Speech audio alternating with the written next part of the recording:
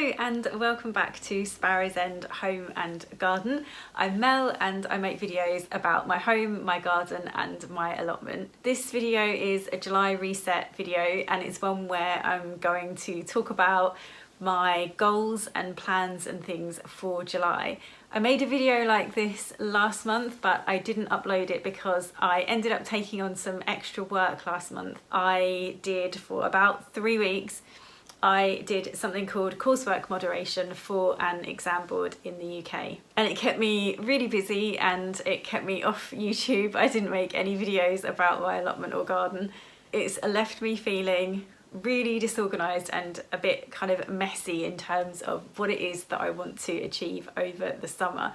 Now, although I've described it as a bit of a goals video, just to reassure you, I'm not someone that is completely fixated on having goals and targets and things like that. I'm very, very good at making sure I live in the moment and I do some things, not many things spontaneously. I'm not a very spontaneous person, but I do a few things off the cuff and I make sure that I'm enjoying life as it is, even if I don't achieve goals.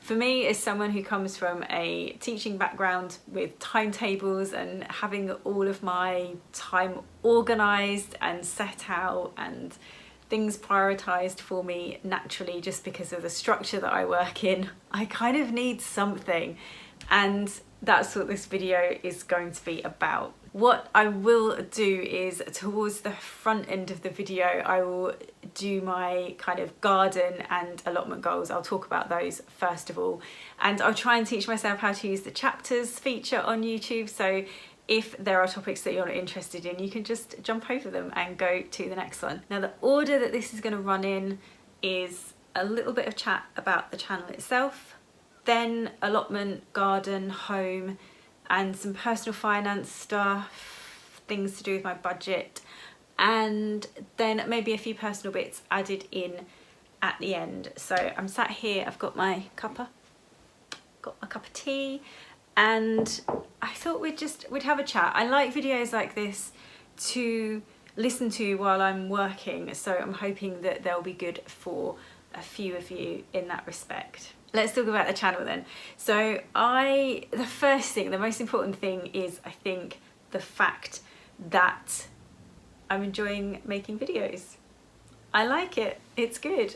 For those of you that don't know, I used to have a eBay reselling channel that I kind of quit. I've half turned it into something else, but I'm not quite sure what I'm going to do with that. And I set this one up so that I could have a nice record of things that I'm doing to improve my garden, my allotment, my home, and things like that.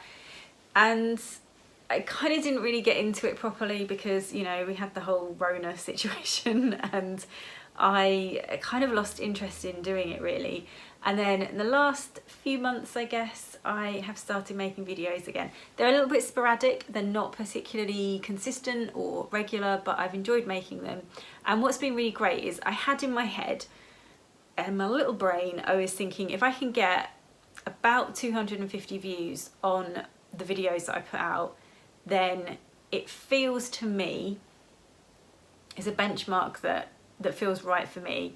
It feels like it's worth doing them because I'm keeping a good record for myself of stuff and I'm entertaining, you know, some people who are like-minded, and that's a wonderful thing. So yeah, they've done that as well. The videos have pretty much done that. Some of them have taken longer to get to 250 views than others. Some of them it just takes them 24 hours and they're there, and then others it takes a little bit longer. But overall, I'm kind of happy with that. It's just, yeah, that's good. That's all I want. And I think moving forward, I've got some improvements to make in terms of the equipment that I use. I'm not really ever happy with like the microphones that I've used. They've been a bit crackly. This one's a little bit fuzzy. I don't particularly like it. And I'm filming on an old iPhone and I'm about to upgrade to a newer one, a better one. So hopefully that will help. Yeah, I've just been experimenting, and I think there's some tech improvements and some improvements in terms of what I'm actually filming that I can make, and those will be fun things for July to work on. And in terms of the number of videos I put out, I would love to release 4 videos in July, so 1 per week would be fantastic. And we'll see how we go. Now I've got a list of things to talk through, a list of goals for the allotment, garden, home, etc. So let's start with the allotment. What I've decided is the most important thing for my allotment is maintenance. So for July, number 1 goal is maintain the areas that I have started. So I've got the patch at the front that has got the mixed flower mix in it, and I've kept it watered even when I've been busy doing this exam work. I've kept it watered and it's starting to look quite good, but it needs weeding. And then I've got the bed that's got the potatoes in it, it's got some cabbages in it now, and that's all kind of okay, but it needs maintenance, it needs weeding and watering. And then I've got the paths that have got little bits of grass growing up through them, that needs sorting out. And I figure that's my priority. If I do nothing else, it's take care of the bits that you have already done. And then my second thing, if I get to it, my second thing for the allotment is, I keep mentioning all of these little jobs and bits and pieces that need doing, such as, can I think of one? Oh, digging out the cordyline plant that I don't like, and yeah, maintaining the paths and taking out the little bits of grass, and oh, there was something else as well. Oh yeah, they're kind of like digging the patch or the bed that the rose bush is in and actually sorting that out. So that's number 2. And then number 3 is to finish creating the middle bed in the allotment and get it planted up and things sewn into it. So yeah, those are my 3 things. Oh, and I've got a bonus thing as well. Bonus goal is I spent £10, and I bought myself, it's going to be pretty flimsy, but I bought myself a metal arch to go at the allotment, because my vision is to have like 2 or 3 of them together, so I have a bit of a tunnel, and to grow beans up them. It's going to be next year now, really, I would say, unless I can get some pretty advanced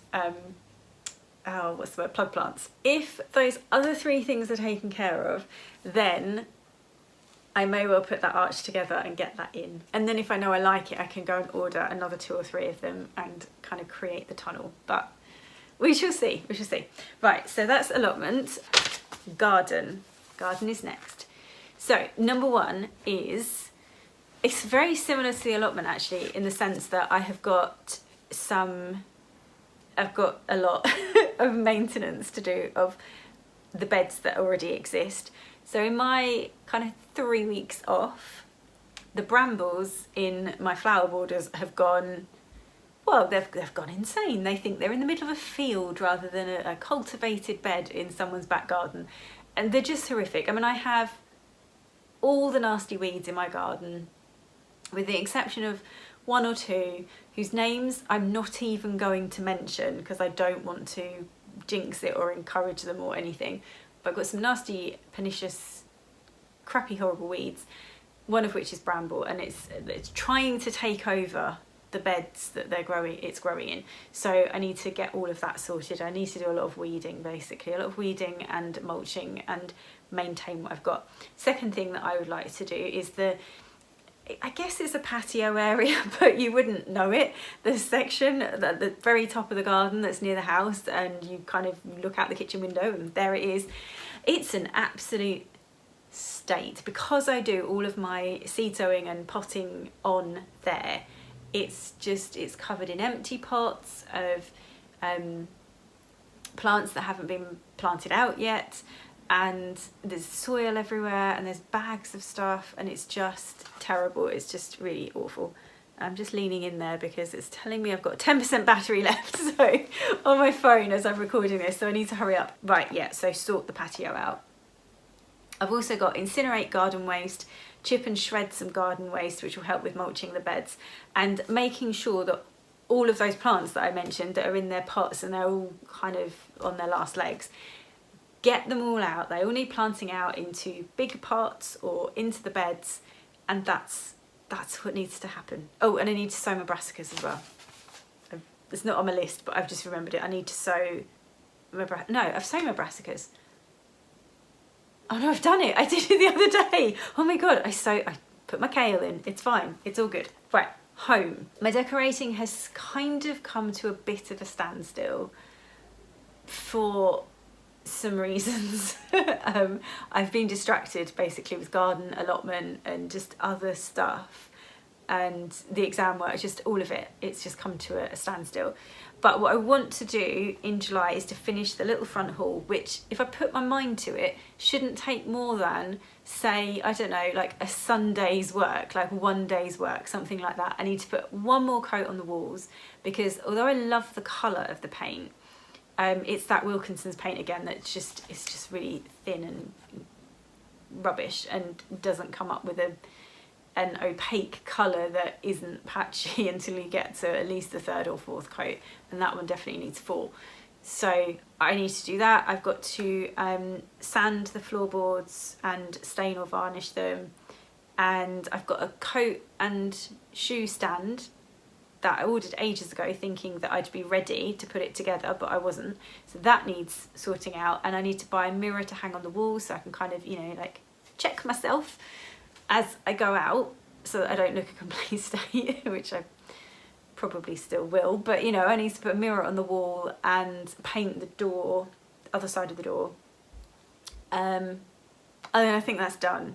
And that could be done quickly if I put my mind to it. So I need to pick a day and just blast it and get it sorted. Anything else? Oh, somebody did ask in the comments about whether we're still planning to move.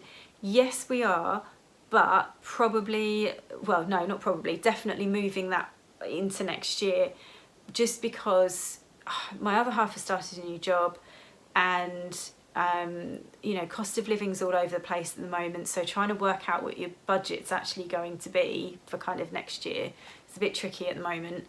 And oh, also, because we pay off quite a lot of the mortgage every month, it's like £900, this time like next year we'll have paid off like an extra 10 grand. Basically we'll be in a much better financial position. So what we discovered when we started to look at properties, or what I discovered really, because it's me that was kind of, oh, I hit my microphone, because it's me that's kind of obsessed with looking at houses, is realised that if we wait a year we could afford a house that's better than the one we live in.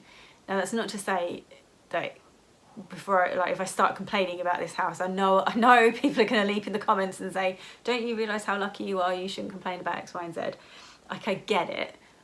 I feel so lucky to have a roof over my head, for, you know, between the two of us we earn enough money to keep the roof over our head, and, you know, we have space to pretty much do what we need to do. However, we would like a third bedroom so that we can have 2 separate spaces with a door on, because we both work from home, me all the time and my other half part of the time. We also would like to, if we could, not live on such a busy road, because it's getting increasingly busy because there's lots of housing estates and things being built just up from us. And yeah, the infrastructure's never there. When local councils plan and build these things, they never plan and build all the other stuff that needs to go with it. Anyway, you could do a whole video on that, couldn't you? So yeah, that would be nice. We live near a station that's also noisy. We've got neighbour noise. Neighbours are lovely, but it's for the most part it's them just going about their regular business. And you know, there's even soundproofing, I think, on like one neighbour's side, not in my house but in their house. And you know, I can still hear the dog howling.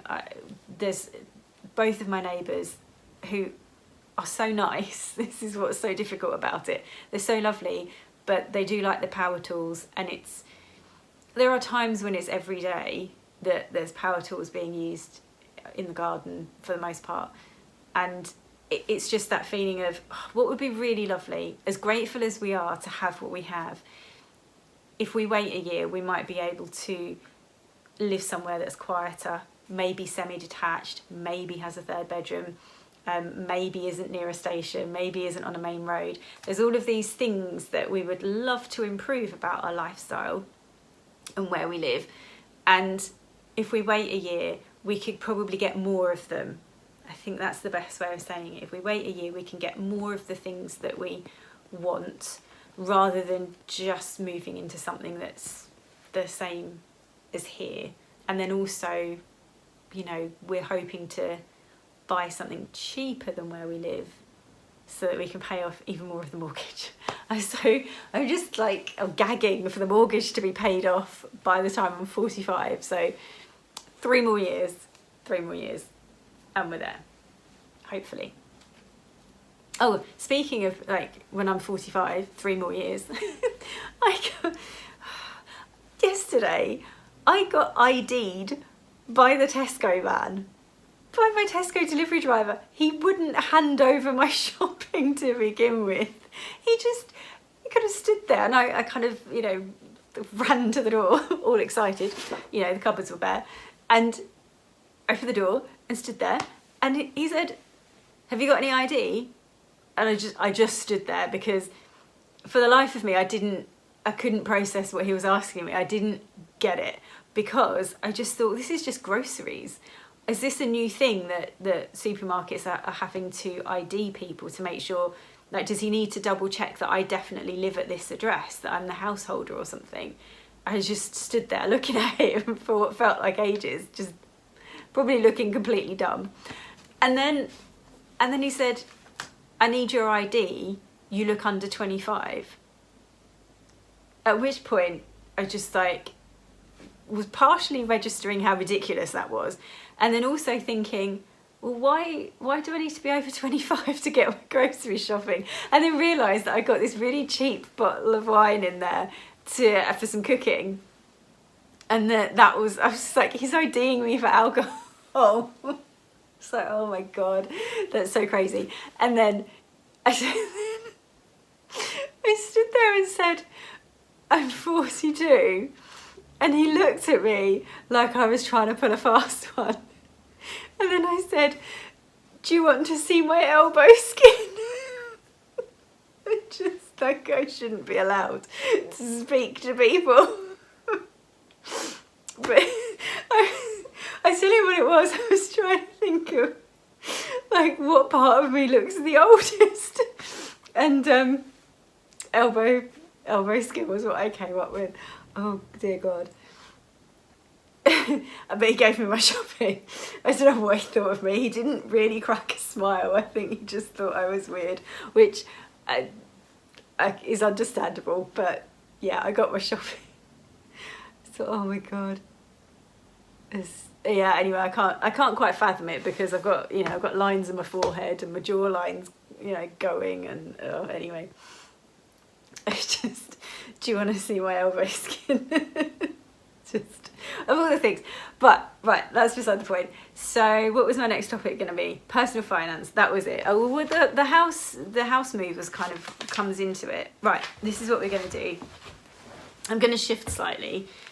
So hopefully oh god, see, this is what happens. So I just pulled the microphone out. Hopefully not. Right, I'm going to put my budget on screen. So, I'm sorry, it's the elbow skin. Anyway, because it just reminds me of another joke, and I ain't going there on a YouTube video. Here's my budget. So, approximately £700 a month is what I have to sort of find or like earn from home, from online. In our household, it's kind of 60-40 at the moment-ish. I kind of pay about 40%. My other half is paying about 60%-ish. It's been the opposite of that in the past. When I earned more than him, we kind of flipped it slightly. Yeah, it's what works for us. You've got to do what works for you, what works for your partnership. You have to take into account the different ways in which people contribute to a household. So I'm doing all the garden, the allotment, I'm doing all the decorating and stuff like that. And it evens out, and over the course of the lifetime of us living together, it will have evened out. The other thing that I've done as part of my budget, which is probably not on this list or won't be on this list, is I've thought about things that are coming up in July that I need to pay for, and I've got a meal with a friend, probably a couple of visits to see my dad, and I'm seeing my mum as well for a belated 40th birthday because we were in lockdown pretty much for my 40th. So I'm having like a belated thing with my mum, which my understanding is that she's paying for it because that's the birthday thing. that's pretty much it. I don't think I've got anything else coming up. There are a few things that I need to buy, like some compost for the garden, and yeah, a few bits and pieces that I'd like to pick up. I did make a list. I haven't really planned this particularly well, and maybe next time I'll have a list of the things that I want to buy in the month, but there we are. The other thing that we are doing is, because we're decluttered so much because of sort of going through the rooms that are about to be decorated, we've got so much stuff to sell on eBay. We've donated some bits, we've recycled some things, we've binned a few bits that weren't really suitable for anything else, and we've got all of this stuff, some of it quite valuable as well, like like an old games console, and my other half's got a camera that he's selling and things. So we've set ourselves a target of trying to raise about £2,000 from decluttering.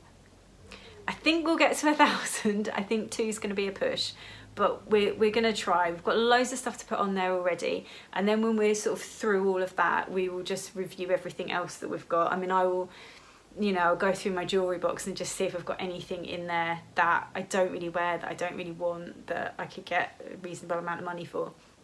And so what we've decided is, that money's going to come off the mortgage, and we're going to use it. So there's two ways usually, certainly with our mortgage, there's 2 ways that you can like work an overpayment. So you can do it so that it takes money off the length of the term, or you can have the monthly amount reduced, and that's what we're going to go for, just to increase that cushion against rising costs of living. Energy bills are going to go up again in another couple of months, aren't they? So if we can kind of bring something down, like the mortgage, then it just gives us that wiggle room back again that will get swallowed up otherwise by other things. And then as part of that, so pay down the mortgage, but then also we want to invest in a chest freezer, which is, it's going to look pretty ugly. It's going to go under the stairs over there. It's not going to... I was going to create a reading nook there to help sell the house, but no, it's going to be a chest freezer just to, to help us out with our finances. And also I do bulk cook, but what it means at the moment is when I bulk cook stuff, we have to eat the same dinner 2 nights in a row, and then quite often there'll be stuff left over for lunch, so we're eating the same thing for like a big chunk of time. And what would be really nice is to maybe eat it once or twice and freeze the rest of it and have it, I don't know, the following week or month or something like that. And all we've got is a like a fridge freezer, and not a lot fits in there basically. So chest freezer, money off the mortgage, I've got my regular budget and some other stuff coming up as well. So that's money. And then finally, my personal thing is to be more active, to be out and walking more often. So this is my little backstory. My little backstory is I have always walked everywhere because I don't drive. I've always gone on hiking holidays and things like that, and just some stuff has conspired against me where I haven't been able to do that. So I haven't been able to go, or hadn't gone on walking holidays during, Rona's visit for a couple of years, and we're definitely at the cautious end of the spectrum with regards to all of that happening. So we're only now this year going on our first holiday for about, 2.5, 3 years. The biggest thing though is that I injured my toe. I must have knocked it or something, and an ulcer formed under the nail of my big toe. I'm sorry, this is kind of gross. And during the Rona period of time, it kept getting infected, and so you couldn't really see the doctor in person very easily. And so I was like talking to a doctor on the phone, sending photos, trying to get it treated, and like 2 different types of antibiotic cream and then oral antibiotics and things like that. And it would sort of fix it for a while, but it hasn't got, like, the ulcer still hasn't gone, and it's painful, and it will keep getting reinfected no matter how much I try and keep it clean. And it's just one of those things that it sounds like it's a small thing, but it's just turned into a saga, and it has been so shocking how debilitating and like a foot injury, an injury to my toe, has been to my mobility in general, because of course I can't get my foot into my regular shoes very easily. I'm kind of okay with trainers and walking boots when like the toe's okay, but when it's not okay, when it's really playing up, it's impossible. And then it hurts if I walk for like longer than 5 minutes. Sometimes it hurts when I'm just pottering around in the garden, and it can get really painful if I try and walk on it for a long period of time. So I've had, it must be about 2.5 to 3 years of just my level of activity just dipping and dipping and dipping, you know. And a consequence of that is that I've gained probably about 1.5 stone in weight. I've gone up a dress size, which now means that a lot of my clothes don't fit, and I can't really afford to buy loads of new ones, although I have bought some secondhand so that I can wear some stuff that fits. I just had got myself, I'd kind of let myself descend into a right old pickle about it. I just thought to myself, this cannot go on. So earlier in the week I ordered some walking sandals that I thought will be really they'll support my feet really well. They'll be open-toed, but sort of everything held into place so that my toe doesn't have to move to kind of grip the sandal or anything. I can wear a protector over my toe, and I can, at least over the summer, I can go out and use those. And they arrived yesterday, and I wore them today just to walk to my local post box. It probably took me about, I don't know, 6 or 7 minutes there, 6 or 7 minutes back, and my toe felt completely fine. And that was amazing, because that means that I can walk for at least 15 minutes every day and not be in pain. And I cannot for the life of me think why I didn't do this sooner, but it's just, you just get in a block about things. So I can't do this, I can't do that because of X, Y, and Z. And then I really kind of thought it through. I thought, okay, an ulcer is a difficult thing to heal. It's probably going to be around for a while. There's not going to be a quick fix for this. You need to sort your footwear out. So I've been researching orthopedic footwear and things like that, just to try and, you know, come up with some solutions. So I've got my eye on some other trainers and shoes that have like quite a high toe box at the end. I think New Balance were recommended, and also my walking boots have quite a high toe box at the front, so they're pretty good.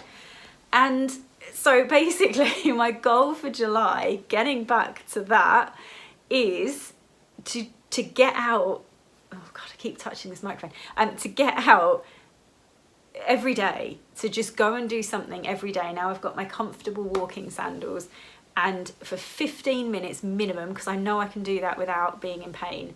So active, walking, going and doing something for 15 minutes every single day, just to try and kind of gently get my level of fitness back. It's so important, because the other thing, of course, as well, I'm just gonna have a bit of a rant now about when things go wrong with something on one side of you, particularly like legs and feet. So I've obviously been walking a bit strangely to compensate, or to try and protect myself from any pain from that toe when I'm walking, which now means that my left hip is playing up. I should have told all of this to the Tesco man that thought I was younger than I was. It's just like elbow skin and my bad hip and my toe. But yeah, so more active in July, some core things in the garden to maintain, pushing forward with some stuff in the house, and making sure I stay on track with my finances. That's pretty much me done for July. And if you have stuck with it, if you have listened to me all the way to the end, thank you so much for spending some time with me, and I will get back to some allotment and garden videos soon. But I will see you back here again in August for us to talk through some stuff for the month of August. So I'll see you then. Bye.